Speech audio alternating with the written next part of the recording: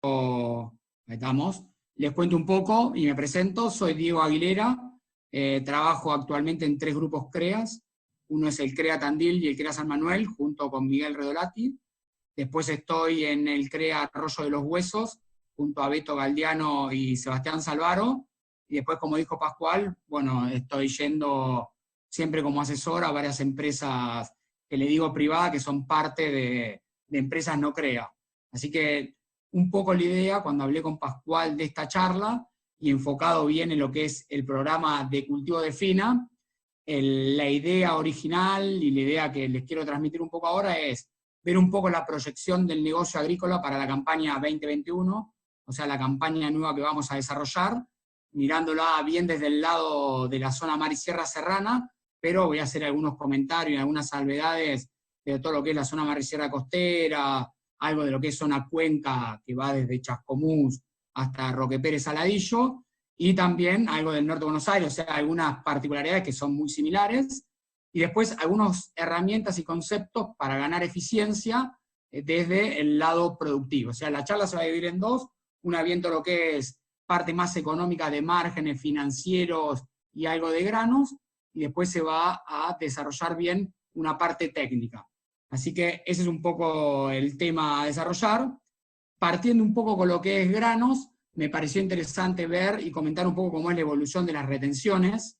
Si uno se acuerda y vuelve un poquito para atrás, en el 2018 lo único que tenía retenciones era la soja, que iba bajando medio punto porcentual absoluto por mes, y hasta septiembre de 2018, cuando el gobierno de Macri no cerraba muy bien las cuentas y demás, decidió aumentar algo a soja y también poner los famosos tantos pesos por dólar de derecho de exportación. A partir de ahí, hasta el gobierno que asumió Alberto Fernández en diciembre, siguió continuando esa política de retenciones o derecho de exportación, que se fue diluyendo porque iba aumentando obviamente el valor del dólar. Una vez pasado ese asunción, cuando asumió Alberto Fernández al gobierno, decidieron aumentar las retenciones, y acá va un comentario, un dato que siempre tenemos que tener en cuenta. Actualmente hoy las retenciones en soja son el 33%, en maíz, trigo, cebada y sorgo, por poner los cultivos más importantes, la lista entre granos y subproductos es grande, estamos en el 12%, y el girasol lo bajaron al 7%. Hago la salvedad que estos 12%, sin hacer mucho intercambio ni muchos problemas desde el lado de la ley, por una decisión, si quieren, lo pueden subir sin ningún problema al 15%. Así que creo que eso está bueno, ver el marco conceptual que estamos hoy desarrollando el negocio del lado de retenciones. El otro punto, y para mirar los granos en 3 dimensiones, que me parece importante mirarlo en 3 dimensiones, ¿cuáles son las 3 dimensiones? Uno es verlo desde el lado histórico. Por eso acá ven 3 gráficos de más importantes a nivel mundial, que es el trigo, el maíz y la soja, mirándolos para los últimos 10 años, ¿sí? Lo que ven ustedes en la línea azul es el promedio de los últimos 10 años, la naranjita esta es el promedio de los últimos 3, el punto rojo es cómo está el precio hoy en el disponible, los datos son de finales de marzo, o sea, hace una semana, 10 días atrás, y este es el dato interesante, el puntito es cómo está proyectado para adelante el negocio o el precio de los granos más importantes. Entonces, cuando uno lo mira históricamente a los granos, mirando los últimos 10 años, con todos los vaivenes que puede haber de oferta y demanda a nivel global, sumado a los precios por retenciones en Argentina, estos precios son siempre a nivel de Argentina. Vemos que estamos en trigo, estamos casi al nivel de la media o promedio histórico de los 10 años, que ese es un buen dato viendo un poco la película que le contaba de retenciones. Para el caso del maíz, estamos con una caída casi de 10 a 15 dólares en ese promedio histórico de 10 años, y para el caso de la soja de primera, estamos en una caída de 50 dólares por tonelada. Y el precio disponible y futuro de la soja hoy están casi iguales, el maíz exactamente lo mismo, y lo que se ve realmente, por una cuestión coyuntural de oferta y demanda de Argentina, que no alcanza para completar o empalmar cosechas en el trigo, medida entre el disponible y el futuro. Pero en líneas generales, cuando uno mira los granos, se puede ver que el trigo mantiene y la soja y maíz están abajo respecto a los últimos 10 años, cuando lo compara, o cuando lo compara contra los últimos 3 años como promedio histórico de Argentina. Después, la otra dimensión que a mí me gusta verlo, ¿para qué? O para empezar a decidir ventas básicamente en el corto plazo, es ver los precios de los granos para lo que ocurrió los últimos 3 meses.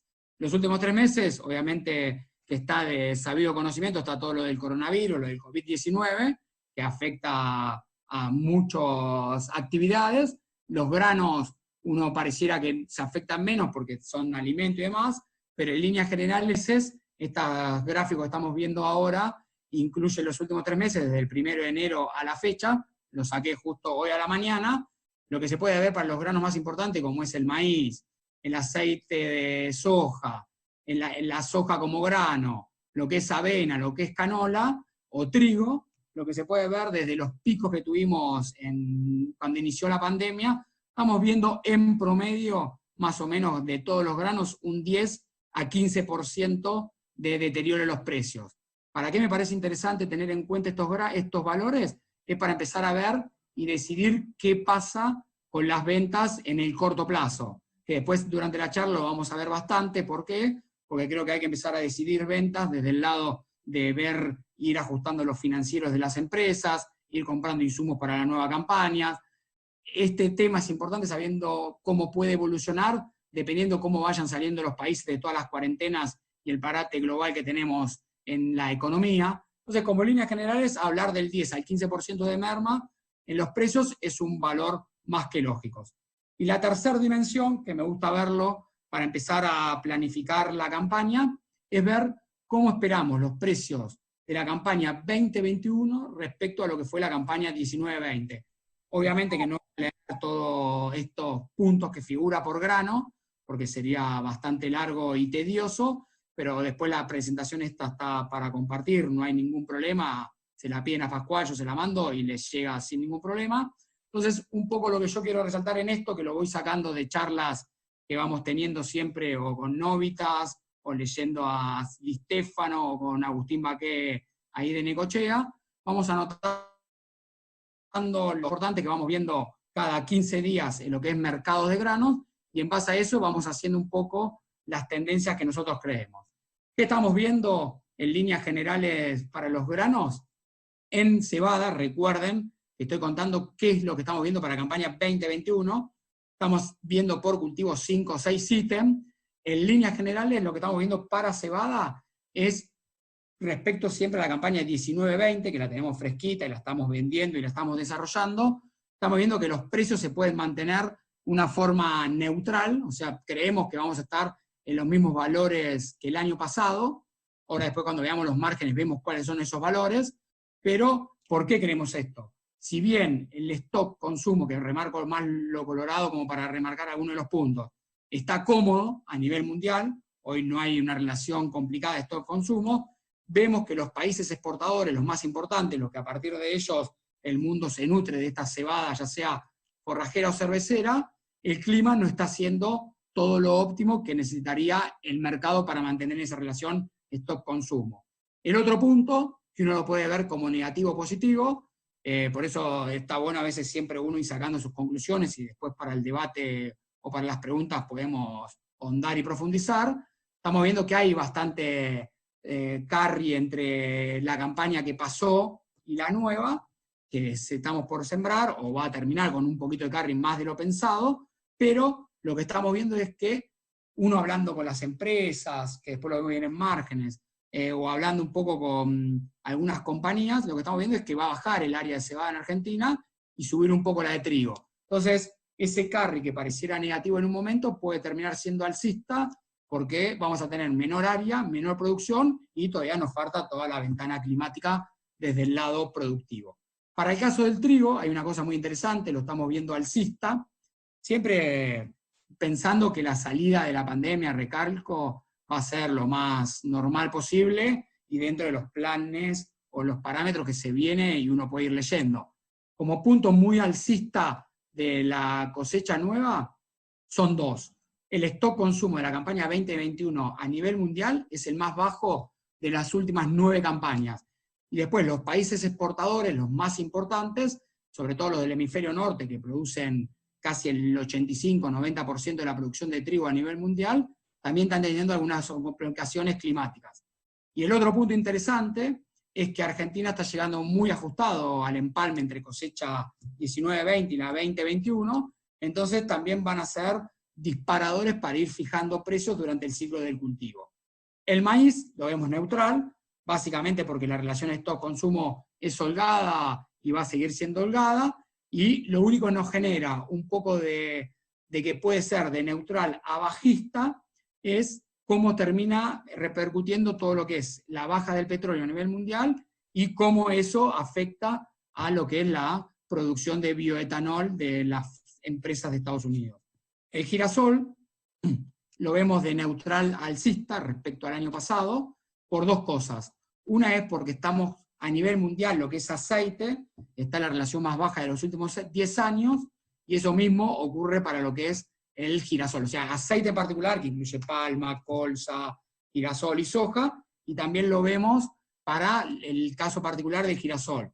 Y el otro punto es, un poco lo que contaba la primera o segunda diapositiva, las retenciones hoy en girasol, para Argentina, lo están favorecidos respecto al cultivo de soja. Cuando uno lo compara como valor absoluto, estamos hablando de 33% para soja contra 7% de retenciones para el cultivo de girasol.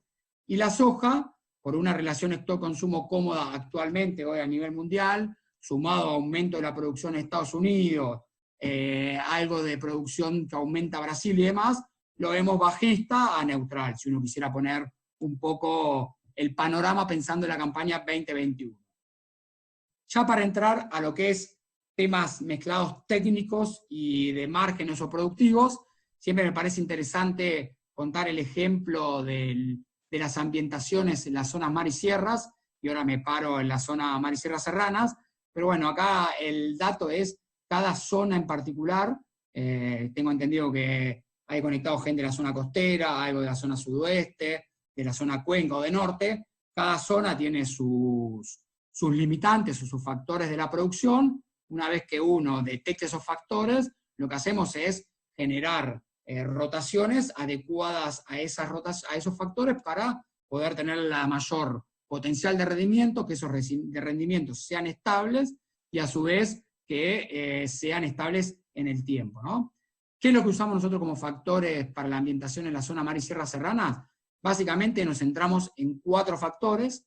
Uno es la tosca, otro es la napa, otro es la helada y otro es la pendiente. Para hacer rápido el ejemplo y meterme ya en las diapositivas de márgenes y demás, la tosca, si uno mira este gráfico, está a profundidad del suelo y cómo son los rendimientos relativos del cultivo. A medida que voy bajando la profundidad que tiene mi suelo, estoy comparando un suelo de 1,50 m de profundidad contra una de 60 centímetros, lo que voy viendo que los cultivos más perjudicados, por una cuestión de qué momento cae la demanda evaporativa de esos cultivos y en cuánta cantidad de agua necesitan en su periodo crítico, lo que estamos viendo es que los cultivos menos favorecidos, o sea, cada día que voy empeorando la profundidad del suelo, son el maíz, después el girasol, después la soja, y los que salen más beneficiados con mermas muy bajas, del 5% en cebada o el 7% en trigo, para ese ejemplo particular que voy comentando, son la cebada y el trigo, ¿no? Y un dato interesante, lo que cambió con la nueva tecnología, estos datos son de Gastón Blanchard del año 2008-2009, y Pablo Calviño y Víctor Sabra lo habían hecho en su momento unos años antes, hasta 1 metro, 1,20 m de profundidad. Lo que cambió bastante de tecnología es el maíz tardío, que hace o repite una curva muy parecida a lo que es la soja de primera. Bien, ese sería el primer factor. El segundo factor es napa. La napa, si acá miran, lo azul sería agua, lo gris sería la tierra para distintos lotes, y estos son distintos años, si uno miraría. Los rojos son los periodos críticos de los cultivos. La napa, que es lo que nos termina dando detectar si tenemos o no napa en nuestros lotes, es saber la estabilidad que pueden tener esos cultivos y la potencialidad para después manejar qué tecnología de cultivo desarrollamos en ese tipo de lote o ambiente en particular. El tercer factor es la helada, la helada en nuestra zona mar y sierra serrana, algo en el sudoeste, es un factor muy importante a tener en cuenta. Como ejemplo de este gráfico es un año calendario y la temperatura horaria de la central de La Morocha, acá en Balcarce, entre Balcarce y Napayofú, en la ruta 226, y lo que vemos claramente es, los puntitos rosas son lomas, los azules son bajos, en los momentos importantes de los cultivos o los dobles cultivos, donde tenemos que definir la fina en octubre-noviembre, por cebadas y trigo floreciendo o en primeras etapas del periodo crítico de llenado, o esas lotes de fina en fines de marzo, principio de abril, con sus hojas de segunda todavía en R5, R6, nos pone una gran limitación para sembrar cultivo de fina en los lotes de bajo. Y el tercer o cuarto factor, para ser más exacto, es todo lo que es pendientes. Este gráfico que estamos viendo acá, que son unos mapas del campo San Lorenzo, refleja todo lo que es cóncavos convexos o lotes más planos, y un poco para qué nos sirve esto es, si a igual lluvia, todos los lugares convexos, que es lo rojo que está marcado en el mapa, se comportan totalmente distintos en cuanto a productividad de los cultivos a lo que sería verde, que es un ambiente bien cóncavo. Entonces, en líneas generales, cuando uno mira estos 4 factores, lo que nos termina dando son 4 ambientes. Y esos 4 ambientes, normalmente lo que nosotros estamos manejando son 2 rotaciones de cultivos. Para simplificar una cosa y pasar a la próxima diapositiva, en nuestra zona en particular coincide muy bien que los lotes profundos normalmente son los que tienen mayor porcentaje de partes cóncavas y además son los que tienen mayor porcentaje de napa y a su vez son los más heladores. Entonces, muchas veces uno con un mapa de Tosco de profundidad del suelo ya hace el gran apartado de qué tipo de ambiente o qué tipo de rotaciones podemos hacer en cada uno de los lotes. Siguiendo un poco con lo que les contaba anteriormente, que es lo de rotaciones por ambientes, nosotros terminamos fijando 4 tipos de ambientes. Un ambiente de loma seca, que básicamente tiene lotes que son de profundidad del suelo limitada, entre 0 y 60 centímetros, tiene un alto porcentaje de pendientes convexas, obviamente que no tienen napa y no tienen riesgo helada. Después tenemos un ambiente de loma húmeda, que lo que aumenta es la parte de pendientes con convexas, de tener algo más de partes cóncavas, perdón, pero después respeta un poquito lo que es profundidad del suelo, en vez de 0 a 60, tiene una parte que puede llegar hasta 80 o hasta 1 metro, y tampoco tiene riesgo helada, y después tenemos todo lo que son ambientes de bajo, que ahí los separamos con napa o no napa. Esas serían un poco las 4 rotaciones que tenemos, o los 4 ambientes, y yendo a las 2 rotaciones básicas que hacemos, en todo lo que es ambiente de loma seca o húmeda, lo que hacemos es potenciar los cultivos de fina. ¿Por qué? Para tratar de evitar esos estreses calóricos del verano con poca profundidad del suelo y mucho suelo convexo. Entonces lo que hacemos es tener mucho más cultivos de cebadas hoja de segunda, trigos hoja de segunda, pensar en girasoles en la parte más de loma húmeda con una tecnología un poquito más baja, ahí es donde empezó a entrar todo lo que es maíz tardío. Estamos trabajando mucho en todo lo que es maíz de segunda, y en todo lo que es ambientes de bajo relieve, que son esos lotes que tienen napa, que son heladores, que tienen más de 1 metro, 1,20 metros de profundidad del suelo, que no tienen directamente casi sectores convexos, ahí lo que potenciamos son todos los cultivos de gruesa. Maíz, girasol y soja, dependiendo de los años, que ahora vamos a ver cuando pasemos a márgenes, dependiendo de los años particulares, hay empresas que empiezan a hablar de sembrar maíz sobre maíz porque convenía, hay a veces que rotamos maíz, girasol, maíz, soja, que es un poco la estrategia o rotación que nosotros más recomendamos. ¿Por qué? Para empezar a variar todo lo que es principios activos de herbicidas, cambiar un poco lo que es espectros de maleza que nos atacan en cultivos, pero en casos particulares rotamos maíz, girasol, porque era lo que el negocio nos decía que teníamos que hacer para poder lograr un poco de eficiencia y mejores rentas en los cultivos. ¿Qué cuento un poquito después de todas estas ambientaciones? Como primer foto y como primer dato a dónde tenían que hacer foco, dónde hacer foco, después de 10 años de macroambientación, que la macroambientación empezó bien en el 2005, 2006, y se trabajó muy fuertemente hasta el 2005. Del 2005 al 2015 se hizo gran trabajo de todo lo que es macroambientación en las empresas que nosotros vamos. Lo que terminamos logrando es 2 cosas muy importantes. aumentar esos promedios un 25% y disminuir los coeficientes de variación de esos rendimientos en los 10 años en un 40%. Si bien lo que nosotros decimos es de ese 25% y esa disminución del coeficiente de variación, nosotros atribuimos mitad a todo lo que es ambientes y la otra mitad a todo lo que es el manejo de variedades, químicos y cosas y conocimientos generales que vamos aprendiendo. Pero la mitad, uno haciendo un par de trabajos y estudios, se lo estamos dando a todo lo que fue la ambientación. Yendo ya a todo lo que es márgenes de los cultivos, repito, es la zona Marisierra Serrana, pero aplica perfecto para el resto de las zonas. No, la primera planilla o la tabla de arriba habla un poco de los precios brutos que uno pudiera conseguir pensando en la campaña nueva. Estos precios son de ayer a la tarde. Ahí el trigo baguette está puesto $168. ¿Por qué? Porque estaba a 165 el enero 2021, 170 el marzo, eso hoy ya está en el mercado. Trigo calidad, nosotros estamos sumando 10, 15 dólares nomás de trigo de calidad. Nosotros cuando hablamos de trigo de calidad no nos estamos pensando en el trigo de calidad que sacan los trigos 25% menos de rendimiento y logramos 34% de gluten, sino pensamos en trigos de lograr un 26% de gluten, un pH 80, o sea, un trigo de calidad, pero tampoco un mejorador de molino. Cebada forrajera 140, cebada cervecera 165.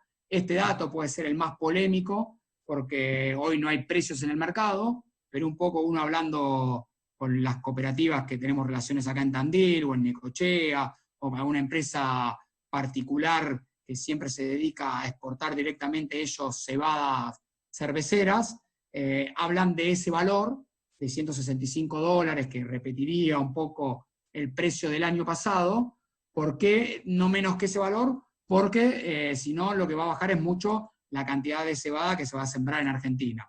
Una soja de 210, un maíz de 130, estos precios hoy están en el mercado, si uno mira la posición del MATBA 2021, un girasol de 260, este girasol de 260 se compone de tener el precio de la soja, pero ajustando un poco las retenciones como contaba anteriormente, y pensando que sea un girasol alto leico con un 30% de prima, y la bonificación de 14% de materia grasa.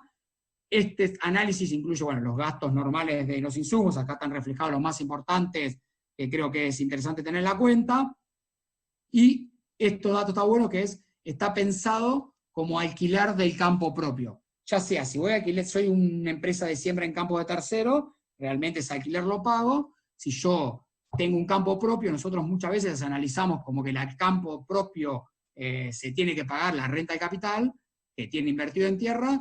Estamos pensando para el ambiente de alto potencial, que nosotros llamamos a esos bajos, donde rotamos los lotes de gruesa, estaría pagando 11 quintales de soja, que hoy serían $231, y los ambientes de medio potencial, que serían las lomas secas y húmedas que comenté anteriormente, estarían pagando 10 quintales de soja. Esos 10 quintales de soja representan los $210 que pusimos en la pizarra anterior.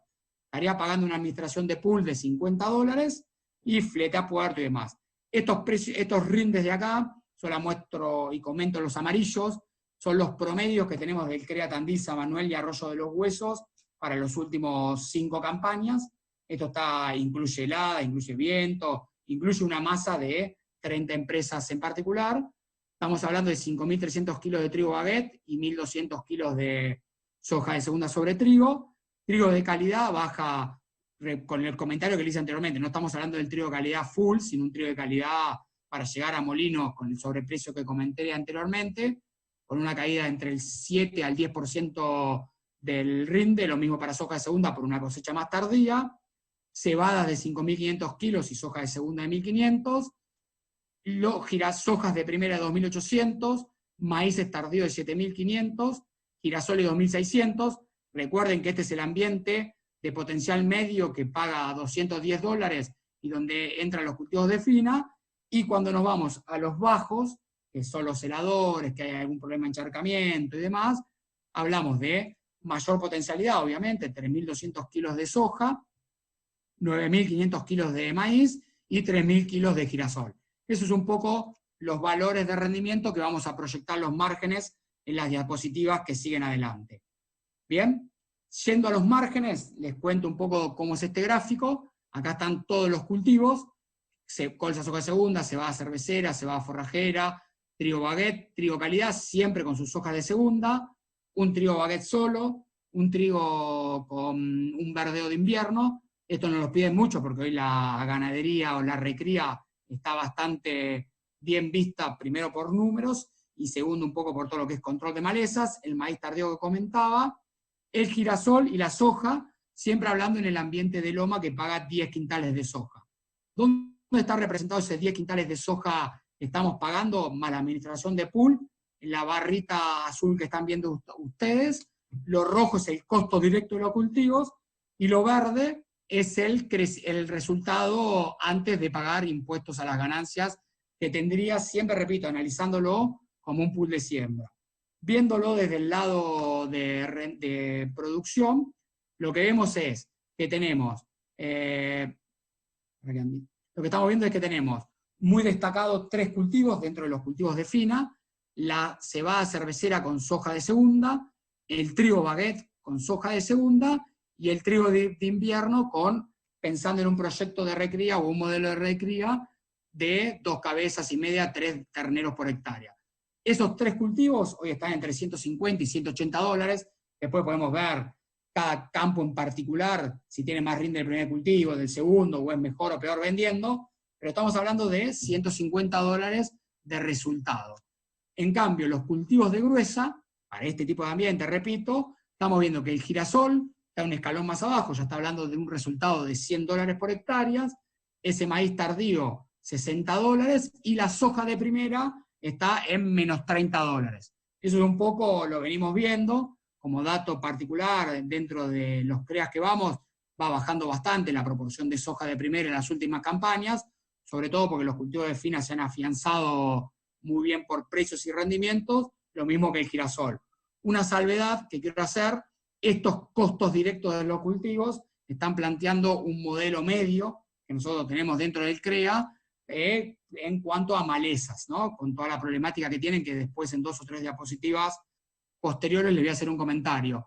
Por ejemplo, para el caso de soja de primera, estamos hablando que tiene, por poner un ejemplo particular, el 40% del área tiene cletodin para matar el ryegrass RR, un 50% está puesto para una estrategia de residual de metribuzina para emergencia, y un repaso con fomesafen en post para todo lo que es el control de nabo, que es una problemática de la zona, pero para todos los cultivos también está expresado la problemática que tenemos actualmente. Un poco vieron los márgenes. Entonces lo que nosotros estamos tratando de hacer en las empresas que vamos es potenciar en este tipo de ambiente todo lo que es cultivos de fina, los dobles cultivos, algo de girasol, y bajando fuertemente lo que es soja de primera.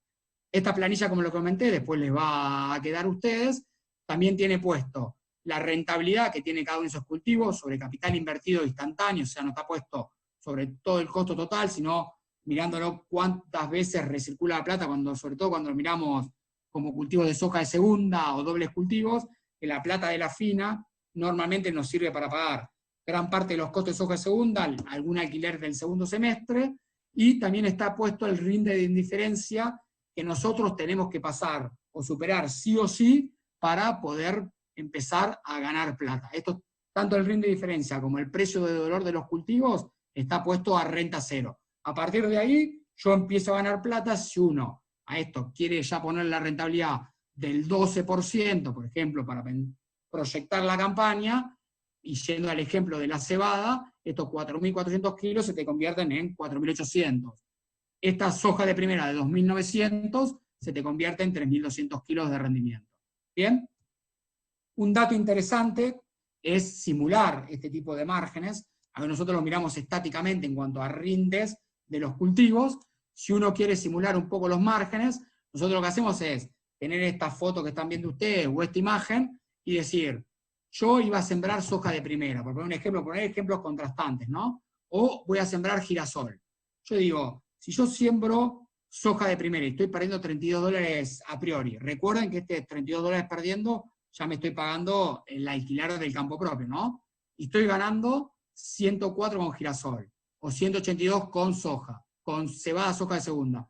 Estos 32 dólares de soja de primera. Si yo quiero ver en otro cultivo, porque la verdad que no tengo ganas de perder plata de movida planificando antes de arrancar la campaña, ¿con qué lo puedo hacer? Y la verdad me voy a pensar que en cebada soja de segunda puedo bajar a 4.400 kilos y seguir respetando el precio, que voy a estar ganando $60 de diferencia. ¿Cómo está puesta esta tabla de sensibilidad? Más 10 más 20 de precio, menos 10 menos 20, y lo mismo para los rindes. Más 10 más 20, menos 10 menos 20. Entonces, uno puede decir, yo tengo menos 32 y puedo ganar con 4.400 kilos más 32, o en trigo con un menos 10 de rinde con 4.800 kilos, puedo estar ganando $85 con su soja de segunda, trigo con soja de segunda, y acá donde nosotros empezamos a forzar un poco todo lo que es fina dentro de las rotaciones, que después si quieren ahondamos un poquito más en detalle de qué cosas habría que tener en cuenta para que salga relativamente exitosa esa fina. Entonces, quizás la sugerencia para este año es, tengo un lote de cebada soja de segunda, que iba a ir a soja de primera, y capaz que vale la pena forzar en hacer un trigo soja de segunda, porque puedo tener $120 de diferencial de precio o del diferencial del resultado final, ya pagándome alquiler y esa administración de pool. Yendo a lo que es ambiente de bajo, este lo paso rápido porque el concepto es exactamente el mismo, no entran los lotes, los cultivos de fina, por lo que conté de heladas y lo que conté de todo lo que puede ser anegamiento, porque se me sube la napa y demás. Acá lo que vemos es que el cultivo de maíz, con 9.500 kilos de rendimiento, y el girasol en ese ambiente de 3.000 kilos, o la soja de segunda, o la soja de primera de 3.200, me termina dando este resultado. Acá pueden ver que obviamente aumenta el gasto indirecto o el costo indirecto a pagar, porque esos $281 representan los 11 quintales de soja para pagar en este ambiente, más los 50 de administración, cuando en el gráfico anterior eran solamente 10 quintales de soja que se tenían que pagar. Y acá lo que vemos es que tanto el maíz como el girasol se ponen competitivos con $180 de resultado, que es un buen resultado cuando uno lo mira y lo compara con lo que veíamos en las lomas. Hoy en las lomas estamos hablando entre 150 y 180 los mejores, en los bajos pagando más alquiler, estamos repitiendo un poco esos mismos rendimientos en cuanto a resultados. Cuando voy a rendimiento de indiferencias, hoy lo conté en el gráfico anterior, pero es muy fácil verlo cuando uno analiza solamente los cultivos de grueso en el ambiente de bajo, tenemos que sí o sí superar 7.800 kilos de maíz, 2.300, 2.400 kilos de girasol. Repito, este girasol está planteado como alto leico, que tiene esa prima de $30 por tonelada, y en soja estamos hablando de 3.000 kilos. ¿Para qué me parece interesante este dato? Que después le voy a contar en otra diapositiva. Es clave tener los datos propios de las empresas para ver cuántas veces yo estoy arriba de esos valores y de rendimiento y logro superar ese tipo de rindes para poder después, en estos gráficos de sensibilidad, uno poder proyectar de mejor manera. ¿Qué quiero decir con esto? Como ejemplo, si yo en girasol con 3.000 kilos y el precio que fijamos tengo $183 y digo, estoy saliendo un maíz, ¿qué voy? ¿A girasol o voy a soja? No, bueno, tengo la alternativa de analizar ir a soja. Yo para ir a soja tengo que tratar de sacar 3.800 kilos de rendimiento en ese ambiente. Entonces es clave tener la historia de rinde de cada campo en ese ambiente para ver cuántas veces superé ese rendimiento que me está pidiendo el modelo de un 20% más. Bien.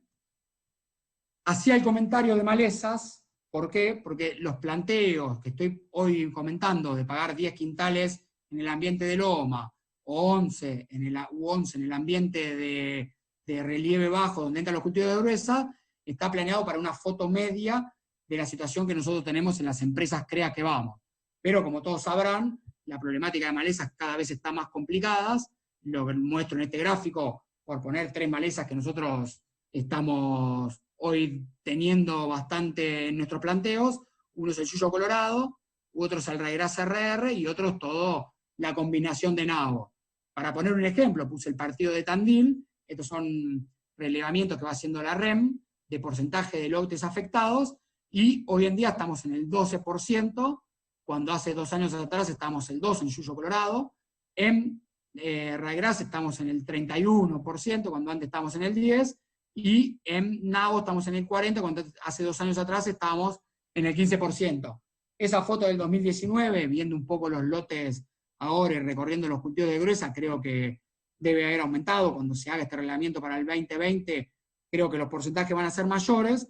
Entonces, creo que es clave cuando uno va a hacer su propio análisis del campo o va a analizar un campo por alquilar, darle mucha importancia a todo lo que es malezas. Y un poco lo demuestro con esto. Cuando uno mira, esto fue un reglamento que hace ACREA, son unas encuestas SEA que se hacen a los miembros de los grupos cada 4 meses. Puse la 17-18 porque me pareció muy representativa.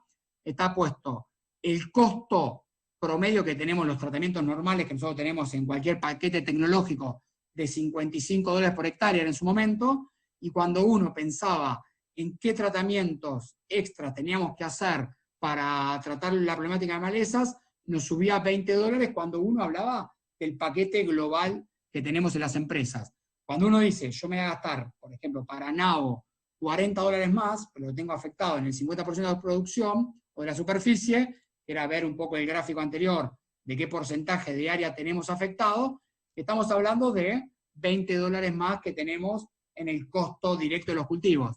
Y ese costo directo del cultivo uno lo tiene que representar en 2 maneras: meterlo dentro del planteo, o sea, ser muy estricto cuando uno va recorriendo y va a alquilar, y eso se tiene que ver reflejado en el alquiler que uno tiene que poner para pagar al miembro, a uno mismo, o pagar a un tercero. Si no, nos estamos mintiendo un poco con el análisis. Si no, vamos a proyectar con una foto media, y esa foto media no es la particularidad del caso que estamos analizando.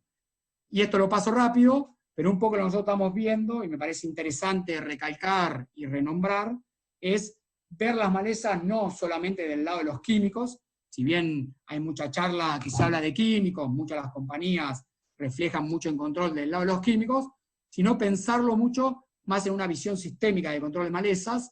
Y acá marco 2 cosas. Solamente lo rojo es lo que relaciona con herbicidas. Es rotar principio activo, que yo algo ya comenté cuando hablaba de las rotaciones de bajos, que a veces maíz, girasol, maíz, hojas, si uno lo mira del lado maleza y enfermedades, es mejor que maíz, girasol.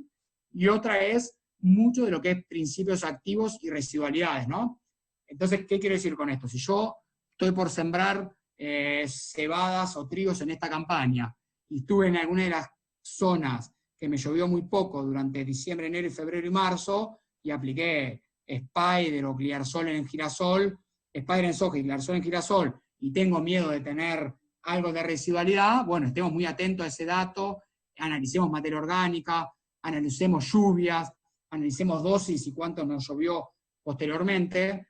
Y el otro punto es rotación de los cultivos.